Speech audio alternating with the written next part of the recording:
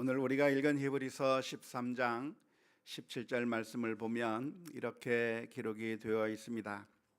너희를 인도하는 자들에게 순종하고 복종하라. 그들은 너희 영혼을 위하여 경성하기를, 깨어서 돌보고 기도하며 그렇게 하기를 자신들이 청산할 자인 것 같이 하느니라. 그들로 하여금 즐거움으로 이것을 하게 하고 근심으로 하게 하지 말라. 그렇지 않으면 너희에게 유익이 없느니라. 그렇게 기록하고 있습니다.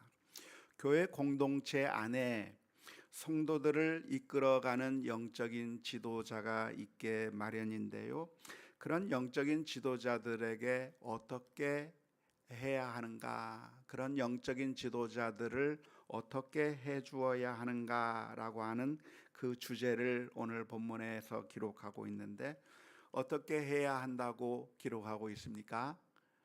즐거움으로 하게 하라. 근심 가운데 하게 하지 말고 즐거운 마음으로 이 사역을 하게 하라고 권면해 주고 있습니다. 교회 내에 영적인 지도자들이 있는데, 이런 영적인 지도자들이 사역을 해 나감에 있어서 기쁨 가운데 즐거움으로 이런 일을 하게 해야 하는 것이지, 근심 가운데, 고통 가운데, 정말 슬픔 가운데 이런 일을 하지 않도록 그들을 즐거움 속에서 일을 하게 만들으라고 오늘 히브리서 13장 17절에서 기록하고 있습니다. 이렇게 기록하고 있는 이유가 무엇일까요? 우리 영적인 지도자들로 하여금 즐거움 가운데 이런 일들을 하도록 만들어 주어야 하는 이유가 무엇이겠습니까? 17절 마지막 부분에 보면, 만일 그렇게 하지 않는다고 한다면 너희에게 유익이 없기 때문이라고 말하고 있습니다. 영적인 지도자들이 기쁨 가운데 일을 하도록 해줘야, 그래야 우리들에게 유익이 있다, 그래야 우리 모두에게 영적인 유익이 있다고 말하고 있는 것입니다. 당연한 것이겠죠. 무엇이든지 기쁨으로 일하고 정말 행복하게 일하고 즐거움 가운데 일해야 좋은 결과가 나타나는 것이죠. 모든 일이 다 마찬가지입니다. 항상 기쁨으로, 즐거움으로, 행복하게 일해야 생산성도 좋고 모든 좋은 결과가 나타나고 그런 것이죠. 춤을 추든 공부를 하든 스포츠를 하든 무엇을 하든 기쁨 가운데, 즐거움 가운데, 행복한 가운데 일을 해야, 그래야 좋은 결과를 얻을 수 있는 겁니다. 파리 스포츠 지금 올림픽이 이루어지고 있는데요, 수많은 결과를 얻어내는 모습들을 보게 된다고 한다면 그 선수들이 정말 즐거움 가운데, 힘들지만 행복한 가운데 즐기면서 하는 사람들이 좋은 성적을 얻는 것을 볼 수가 있겠습니다. 독일의 심리학자인 롤프 메르클레라고 하는 사람이 했던 말이라고 하죠. 천재는 노력한 사람을 이길 수 없고, 노력하는 사람은 즐기는 사람을 이길 수 없다고 말을 했는데, 아마 이 말은 모든 사람들이 공감하는 말이라고 생각이 듭니다. 과학적으로 증명할 수 있는 말은 아니겠지만 상당히 의미 있는 말일 거라고 생각이 들어요. 아무리 천재라고 할지라도 노력하는 사람을 따라잡을 수 없는 것이고, 그리고 정말 노력을 열심히 하는 사람이라고 할지라도 즐기면서 하는 사람을 이길 수 없다고 하는 말, 어쩌면 모든 사람들이 동의하는 말이라고 하겠습니다. 영적인 지도자이든지 어떤 지도자이든지 어떤 사람이든지 즐거움 가운데 일할 수 있게 만들어주는 것은 중요하다 하겠습니다. 여기서 말하고 있는 영적인 지도자는 누구를 의미할까요? 교회 안에는 어떤 영적인 지도자들이 있는 것일까요? 교역자들이 영적인 지도자일 것이고요. 우리 장로님들이 영적인 지도자일 것이겠고요. 뿐만 아니라 우리 주일학교 교사들이 영적인 지도자일 것이겠고요. 뿐만 아니라 우리 카톡방에 단톡방을 이끌고 있는 우리 톡장들도 영적인 지도자들이라고 할 수가 있겠습니다. 교회 안에는 다양한 영적인 지도자들이 있는데, 영적인 그 리더들이 있는데, 그런 영적인 리더들을 어떻게 해주어야 하는가? 모두가 다 기쁨 가운데, 즐거움 가운데, 행복한 가운데 일할 수 있도록, 사역할 수 있도록 만들어 주어야 한다고 오늘 히브리서 13장 17절에서 말씀해 주고 있습니다. 그렇다고 한다면 어떻게 하면 그들로 하여금 즐겁게 기쁨으로 사역할 수 있게 만드는 것일까요? 어떻게 하면 기쁨을 줄 수 있을까요? 어떻게 하면 즐거움 가운데 일하게 만들어 줄 수 있을까요? 대접을 잘해주면 될까요? 선물을 주면 좋을까요? 여러 가지 방법이 있을 수 있겠습니다만은, 특별히 오늘 읽은 히브리서 13장 17절에서는 무슨 이야기를 하느냐면 순종하고 복종하는 것에 대해서 이야기하고 있습니다. 너희를 인도하는 자들에게 어떻게 해라? 순종해라. 너희를 이끌고 있는 영적인 지도자들에게 어떻게 해라? 복종하라. 그렇게 이야기하고 있는 것이죠. 순종하고 복종하는 것을 통해서 그들이 기쁨으로 일할 수 있도록, 그들이 즐거움 가운데 일할 수 있도록 영적인 지도자들이 있다고 한다면, 너희들을 인도하는 사람들이 있다고 한다면 그 사람들에게 순종하고 복종해서 그들이 기쁨 가운데 일할 수 있도록 만들어 주라고 하는 것이 오늘 읽은 히브리서 13장 17절의 말씀입니다. 순종할 때 너무나도 기쁘죠. 앞에서 자 가자 이야기하고, 이렇게 해보자 이야기하고, 이렇게 가자라고 이야기하면서 리드하고 있는데, 인도하고 있는데, 그 수많은 사람들이 그 인도자를 따라서 순종하며 복종하며 따라가는 그 모습을 보여줄 때 그 인도자는 기쁨 가운데 인도할 수가 있는 겁니다.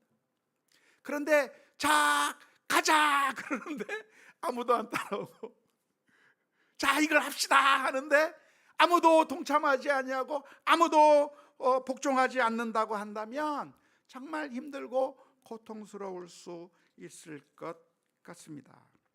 하나님의 말씀을 가르치고 하나님의 말씀이 이것이다 하면서 말씀을 전해 주었을 때 그 하나님의 말씀을 잘 받아들이고 그 하나님의 말씀을 잘 순종하고, 그래서 그 하나님의 말씀을 받아들여서 변화되는 모습들이 있다고 한다면, 말씀을 전하고 또 우리 주일학교 선생님들이 가르치고 또 우리 톡장들이 또 영적인 지도자들이 그 사역을 해나가는 가운데 신나게 기쁨 가운데 일할 수 있을 것 같습니다.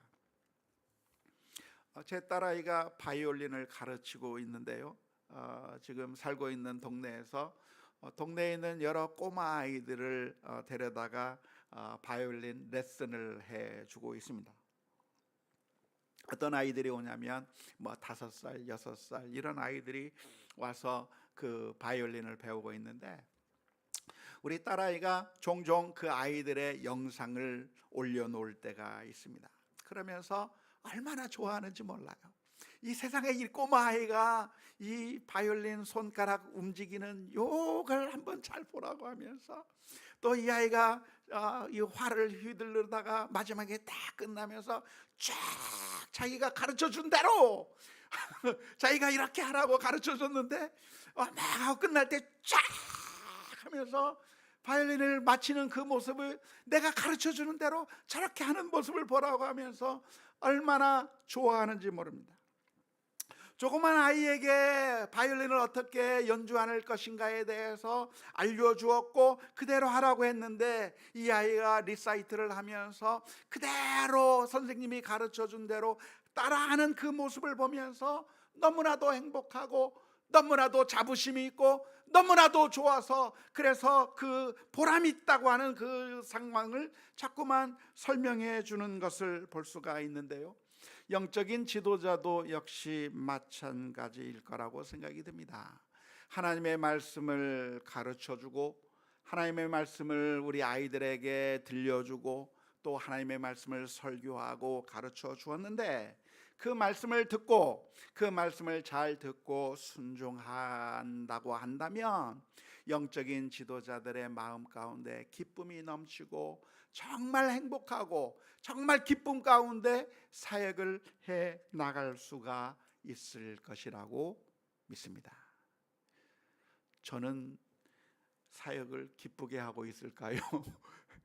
행복하게 사역을 하고 있을까요? 근심 가운데 사역을 하고 있는 것 같습니까? 어떤 건가요? 예. 저는 기쁘게 사역을 하고 있습니다. 행복하게 사역을 하고 있어서 얼마나 감사한지 모릅니다. 왜냐하면 제가 말씀을 가르쳤는데, 하나님의 말씀을 전해 주었는데, 이 하나님의 말씀을 그대로 잘 받아들이고 그리고 삶이 변화되는 그 모습들을 지금까지 계속해서 보아왔기 때문에 그렇습니다. 제가 지금까지 사역한 기간을 살펴보니까 7년이 넘었어요. 7년이 넘는 기간 동안에 하나님의 말씀에 대해서 가르쳐 주었고 하나님의 말씀이 이것이다라고 설명해 주면서 이게 아니고 이것이라고, 이렇게 사는 것이 아니라 이렇게 사는 것이라고, 그렇게 수년 동안 하나님의 말씀을 가르쳐 주었는데 그 말씀을 스펀지처럼 쪽쪽 빨아들이면서 그래서 복음에 맞게 삶이 변화된 모습들이 지금까지 수없이 많이 보아왔기 때문에 우리 성도들의 삶 가운데서 예전에는 이렇게 행동해 왔었는데 지금은 이렇게 달라진 모습, 믿음이 더 성장하는 모습, 가르쳐준 그대로 그 삶이 바뀌는 모습들을 제가 여러 번 보아왔기 때문에 그래서 기쁨 가운데 사역을 하고 있고 얼마나 제가 감사하게 생각하는지 모릅니다.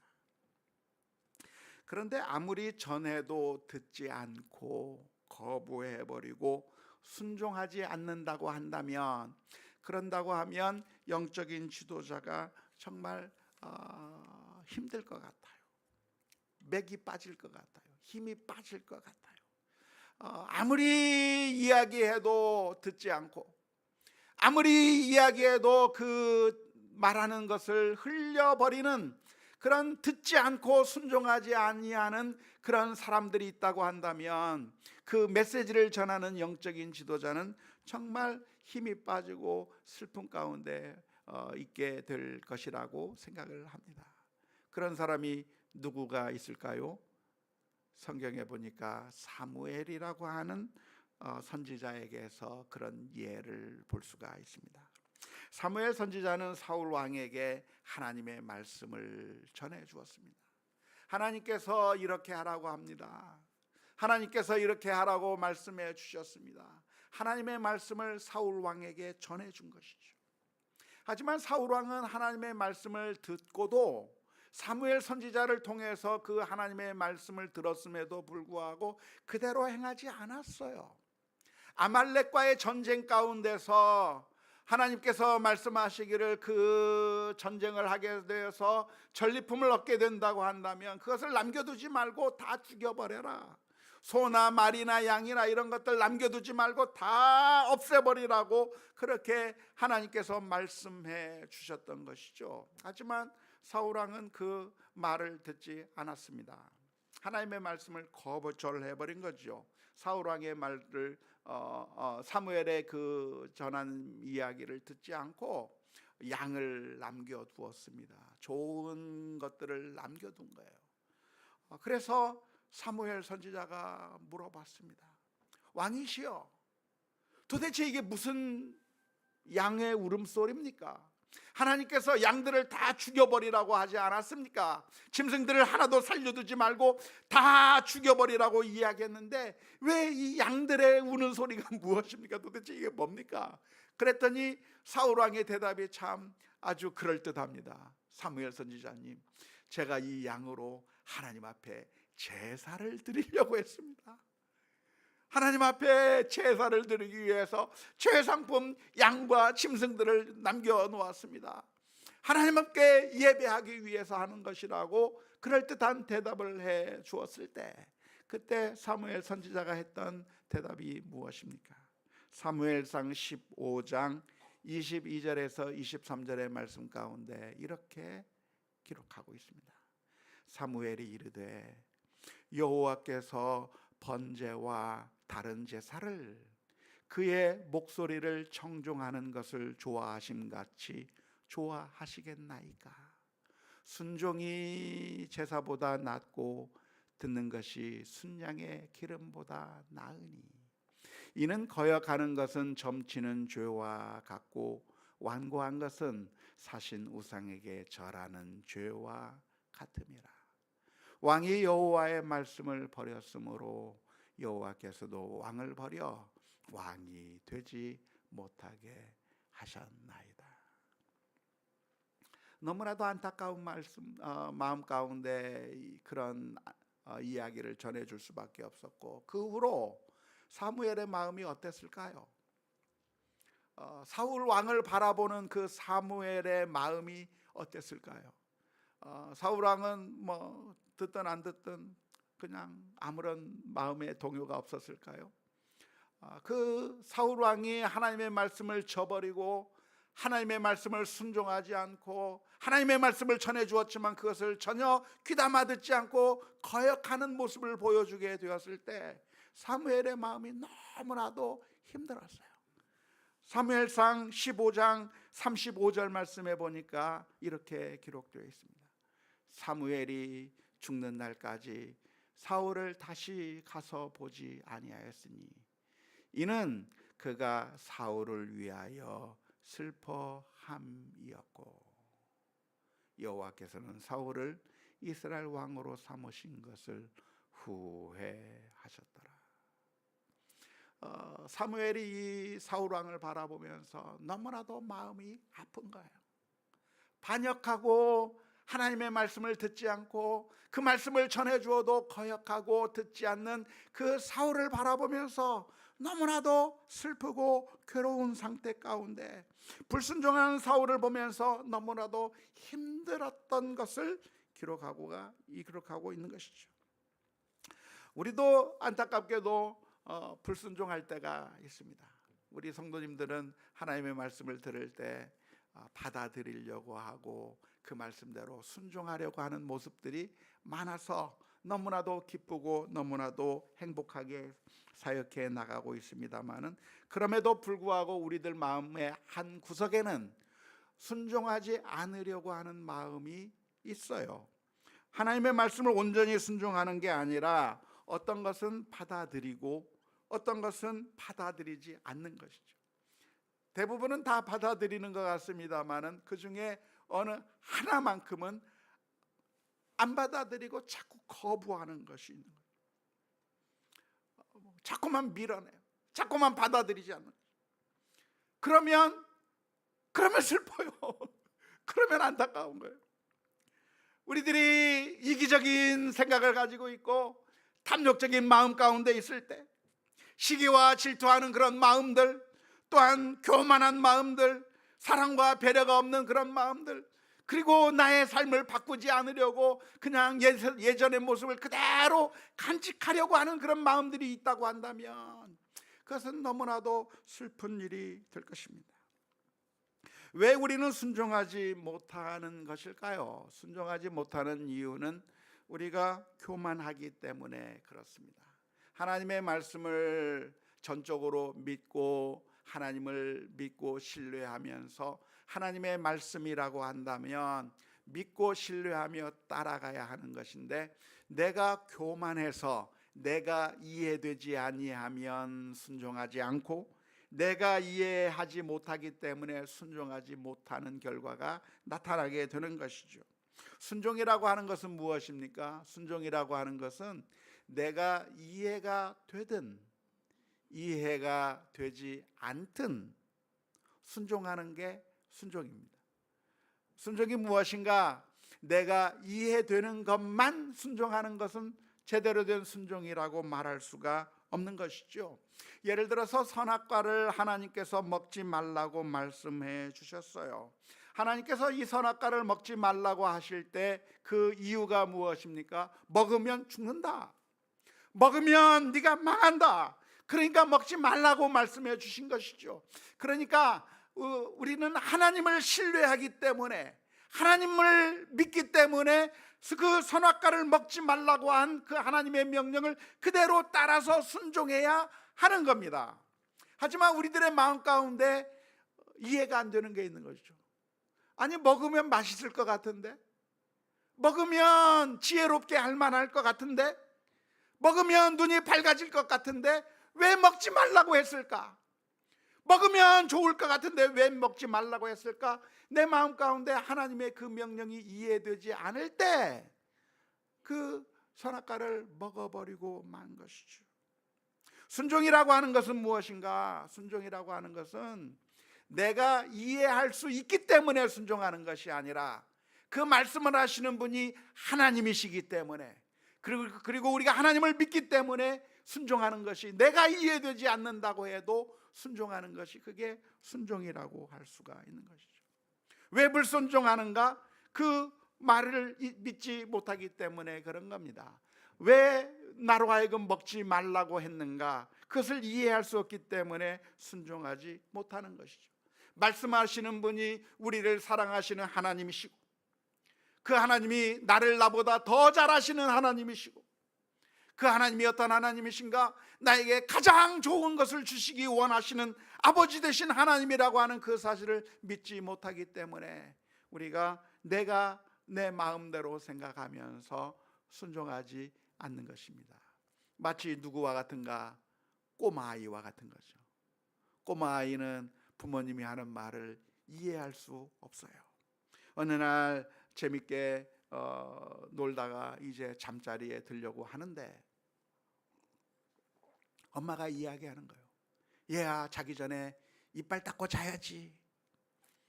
꼬마아이는 도무지 이해할 수 없어요. 왜 이빨을 닦고 자야 돼요? 왜 이빨을 닦고 자야 돼요? 어제 닦았는데 왜 오늘 또 닦아야 되는지 도무지 이해가 되지 않는 거예요. 그렇지만 그 말씀을 하시는 분이 어머니이기 때문에, 어머니를 믿고 신뢰하기 때문에 내가 이해되지 않는다고 할지라도 그 말에 순종하고 닦아야 되는 것이죠. 재미있게 장난감을 가지고 놀고 있고 핸드폰을 가지고 놀고 있는데 이야기하는 겁니다.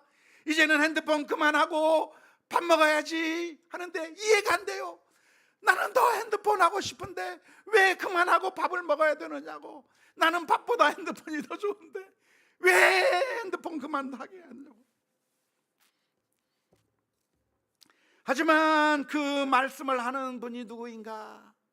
나를 나보다 더 잘 알고 나를 가장 사랑하기 때문에 나에게 가장 좋은 것을 주길 원하는 우리 부모님이 나에게 해주는 말이라고 하는 사실을 믿고 신뢰하면서 그 말에 순종하는 것이, 그게 사랑이고 믿음이고 부모를 신뢰하는 것이라고 말할 수 있는 것이죠. 그래서 우리의 믿음이라고 하는 것은 무엇인가? 우리의 마음 가운데 이해되지 않아도 하나님께서 말씀하셨으니까 순종하는 겁니다. 원수를 사랑하라고 하는 것을 내 마음으로 받아들일 수가 없어요. 내 마음으로 용납할 수가 없어요. 그래도 그 말씀을 누가 하셨는가? 주님께서 하셨기 때문에, 하나님께서 하셨기 때문에 그 말씀을 순종하고 복종해야 되는 것입니다. 싸워서 이길 게 아니라 차라리 손해보라고 말씀하시는 그 주님의 말씀을 내 마음이 용납하기가 어려워요. 내 마음이 그걸 받아들이기가 어려워요. 하지만 왜 우리가 그 말씀을 듣고 순종해야 되는가? 주님께서 우리들에게 말씀해 주셨기 때문에 순종해야 되는 거예요. 왜 우리는 오른편 뺨을 때리면 왼편까지도 돌려대야 되는가?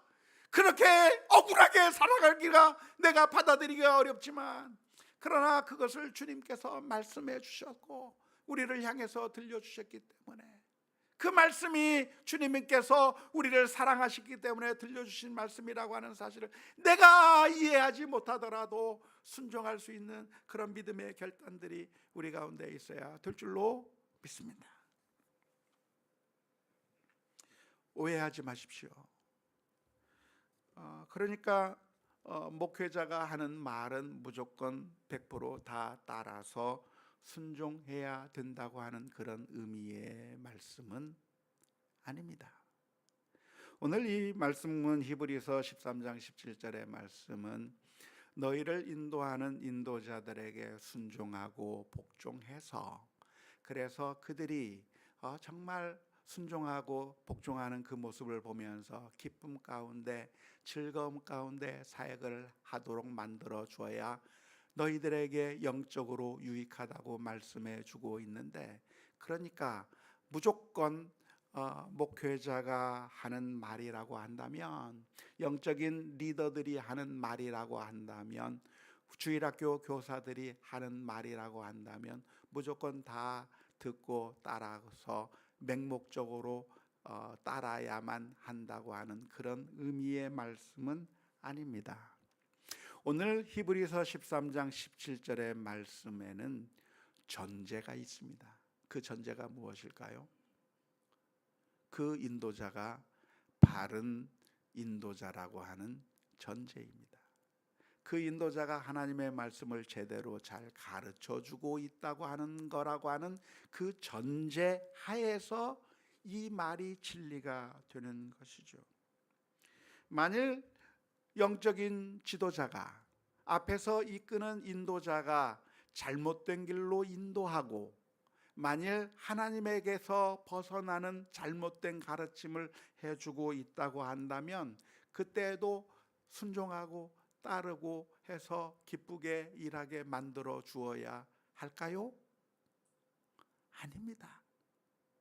그런 경우에는 아니에요.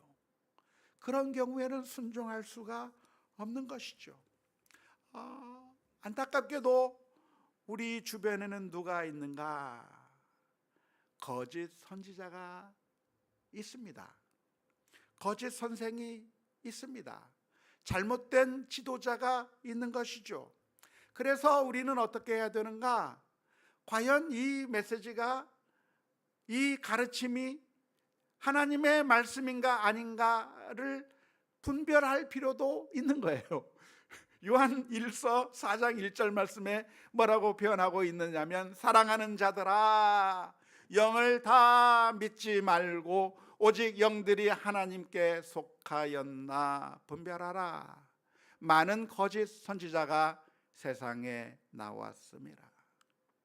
무조건 다 따라갈 것이 아니라 분별해서 진짜 선지자인지 가짜 선지자인지, 정말 우리가 믿고 따를 수 있는 교사인지 그렇지 못한 가짜 교사인지 분별할 필요가 있다고 이야기하고 있는 겁니다. 예수님께서도 이런 말씀을 해주셨습니다. 마태복음 7장 15절의 말씀에 이렇게 표현했는데요, 거짓 선지자들을 삼가라, 조심해라라는 말이죠. 양의 옷을 입고 너희에게 나오나 속에는 노략질하는 일이라. 겉으로 볼 때는 멀쩡한 것 같아요. 겉으로 볼 때는 거룩한 선지자인 것 같아요. 겉으로 보면 영적인 지도자인 것 같아요. 좋은 지도자인 것 같아요. 그런데 속에는 이리가 들어가 있고 가짜일 수 있다. 어떻게 알아봐야 되는가? 마태복음 7장 16절의 말씀 가운데 이렇게 표현하고 있습니다. 그들의 열매로 그들을 알지니 가시나무에서 포도를 또는 엉겅퀴에서 무화과를 따겠느냐. 그들의 열매를 봐서, 그들의 행동을 봐서, 그들의 행위를 봐서 이게 진짜인지 가짜인지 구분할 필요가 있다고 말씀해 주셨습니다. 바울 사도도 무슨 이야기를 합니까? 갈라디아서 1장 8절 말씀 가운데서 이렇게 이야기합니다. 그러나 우리나 혹은 하늘로부터 온 천사라도 우리가 너희에게 전한 복음 외에 다른 복음을 전하면 저주를 받을지어다. 갈라디아서 1장 8절에서 이야기해주고 있는 것은 무엇입니까? 그러니까 나 바울 사도가 전하는 거라고 한다면 다 들어. 나 바울 사도가 전하는 거라고 하면 너희들이 다 들어야 되는 거야. 무조건 복종해야 되는 거야. 무조건 다 따라야 되는 거야 라고 말하고 있는 것이 아니라, 설사 내가 전한다고 할지라도, 내가 가짜 복음을 전하고 있다고 한다면 내 말을 들으면 안 된다는 거예요. 내가 가짜 복음을 전하고 있다고 한다면 내가 저주를 받아야 된다는 거예요.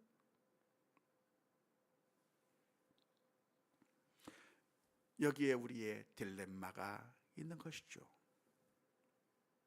한편으로는 이해가 되든 안 되든 순종하는 것이 그게 진짜 순종이라고 말하고 있는 반면에, 또 한편에서는 이게 진짜인지 가짜인지 구분해야 할 필요가 있다고 동시에 이야기해 주고 있기 때문에 혼란스러운 겁니다. 그림을 한번 보시죠. 잘못된 길로 가지 않으려고 한다면 분별해야 하는 겁니다. 우리를 인도하는 인도자가 진짜인지 가짜인지, 하나님의 말씀을 제대로 가르쳐주고 있는지, 아니면 우리를 잘못된 길로 인도하고 있는지, 아니면 사역을 채우기 위해서 저런 말을 하고 있는지 우리가 분별하면서, 그래서 분별해서 옳은 말씀인지 하나님의 말씀에 부합하는 것인지 분별할 필요가 있다고 말씀해 주고 있는 것이고, 또 한편에서는 이야기를 해주는 겁니다. 참된 순종이라고 하는 건 무엇인가? 내가 이해되어야만 순종하는 것이 아니라 내가 이해되지 않는다고 할지라도 그것이 하나님의 말씀이기 때문에 순종해야 되고, 그것이 하나님의 말씀이기 때문에 복종해야 되는 것이다 라고 말씀해 주고 있는 것이죠. 그러니까 어떻게 하라는 말입니까? 혼란스러운 거죠. 혼란스러운.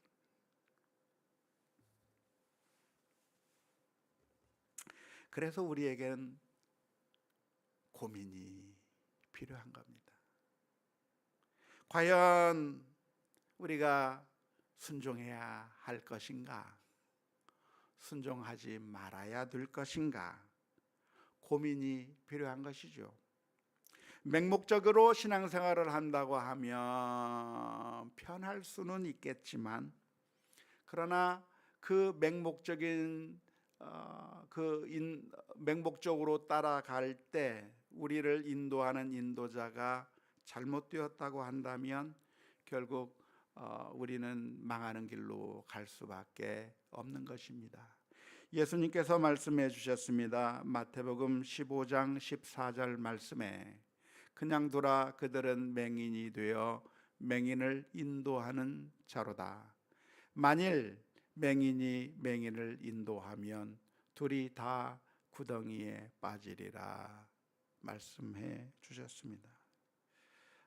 그래서 우리는 과연 우리를 인도하는 자가 맹인인지, 하나님의 말씀을 제대로 알려주고 가르쳐주는 참된 지도자인지 구분해 보아야 할 필요가 있는데요. 그래서 정말 혼란스러운 것이죠. 어떤 경우에는 내가 이해되지 않아도 하나님의 말씀이기 때문에 순종하고 복종하면서, 그래서 믿음의 길을 걸어가야 할 숙제가 우리에게 있는데요. 그래서 우리는 영적인 분별력을 가질 필요가 있습니다. 우리가 하나님 앞에 기도하면서 영적인 분별력을 갖기 위해서 노력해야 하는 것이죠. 안타깝게도 많은 사람들이 거꾸로 합니다. 분별해야 될 때는 분별하지 않고 맹목적으로 쫓아가면서 하나님의 말씀을 제대로 가르치는데도 불구하고 그 하나님의 말씀을 거역하고 받아들이지 않고 거부해버리는 그런 정반대의 길로 가는 경우가 너무나도 많아요. 안타깝게도 수많은 사람들이 거짓 교사의 말에 맹목적인 순종을 하면서 인생을 망치고 있습니다.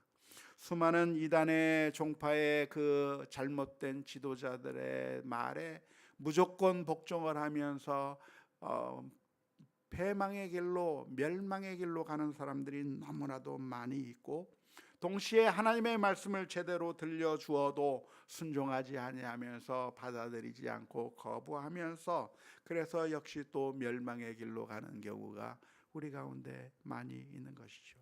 그래서 오늘 우리는 기도해야 합니다. 주여 지혜를 주시옵소서. 하나님의 말씀을 잘 듣고 순종하며 하나님의 말씀을 아멘으로 화답하며 그래서 순종해 나갈 수 있는 믿음을 더하여 주옵소서. 기도하며 나가는 가운데 하나님의 말씀에 전적으로 순종하는 우리 모두가 다 될 수 있기를 주님의 이름으로 축원합니다.